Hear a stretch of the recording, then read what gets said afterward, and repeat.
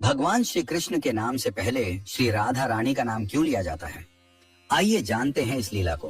कहते हैं कि जो व्यक्ति श्री राधा रानी का नाम नहीं लेता है, सिर्फ कृष्ण कृष्ण रटता रहता है, वह उसी प्रकार अपना समय नष्ट करता है जैसे कोई रेत पर बैठकर मछली पकड़ने का प्रयास करता है। श्रीमद् भागवत नामक ग्रंथ में उल्लेख मिलता है कि जो भक्त श्री राधा का नाम लेता है, भगवान श्री कृष्ण सिर्फ उसी की पुकार सुनते हैं। इसीलिए कृष्ण को पुकारना है तो राधा को पहले बुलाओ। जहाँ श्री राधा होंगे वहाँ कृष्ण खुद ही चले आएंगे। पुराणों के अनुसार भगवान श्री कृष्ण स्वयं कहते हैं कि राधा उनकी आत्मा है, वह राधा में और राधा उनमें बसती है।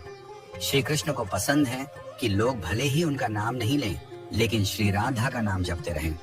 इस नाम को सुनकर भगवान श्री कृष्ण अति प्रसन्न हो जाते हैं।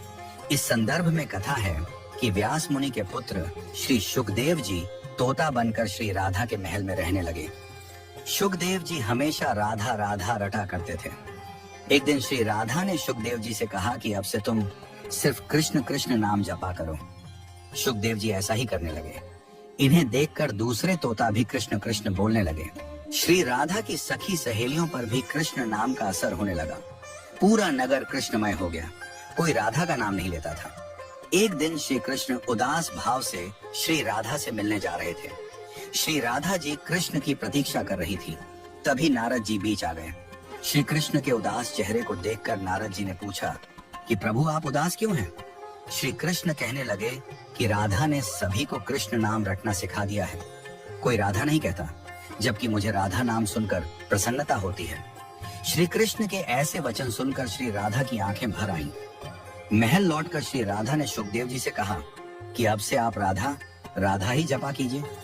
उस समय से ही श्री राधा का नाम पहले आता है। फिर श्री कृष्ण कहा, क्या आपको पता है कि भगवान श्री कृष्ण ने अपनी कन्नी उंगली पर ही गोवर्धन पर्वत को क्यों उठाया था? जब भगवान श्री कृष्ण गोकुल वासियों को इंद्रदेव के प्रकोप से बचाने के लिए गोवर्धन पर्वत उठाने वाले थे, तो उन्होंने अपनी उंगलियों से पूछा कि वे किस पर पर्वत को उठाएं। सबसे पहले अंगूठा बोला, मैं नर हूं। बाकी उंगलियां तो स्त्रियां हैं, अतः आप पर्वत मुझ पर ही उठाएं। फिर तर्जनी बोली, किसी को यदि चुप कराना हो या कोई संकेत करना होता है तो मैं ही काम आती हूँ, इसलिए आप केवल मुझ पर ही पर्वत उठाएं। इसके बाद मध्यमा बोली, सबसे बड़ी होने के साथ साथ शक्ति भी रखती हूँ, अतः आप पर्वत मेरे ऊपर ही उठाएं। फिर अनामिका बोली, सभी पवित्र कार्य मेरे द्वारा ही संपन्न होते हैं। मंदिरों में देवी देवताओं को मैं ही तिलक लगाती हूँ, अतः आप मुझ पर ही पर्वत उठाइए।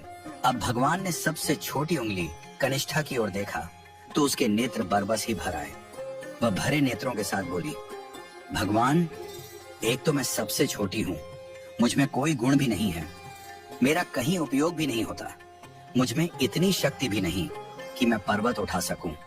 मुझे केवल इतना पता है कि मैं आपकी हूँ। छोटी उंगली की बात सुनकर भगवान श्री कृष्ण प्रसन्न हो गए और बोले, कनिष्ठ, मुझे विनम्रता ही तो पसंद है। यदि कुछ पाना है तो विनम्र बनना पड़ेगा। तब श्री कृष्ण ने छोटी उंगली को सम्मान देते हुए उसी पर गोवर्धन पर्वत उठाया।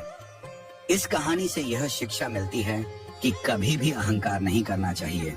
विनम्र और सरल बनिए, तभी प्रभु आपके हो सकते हैं।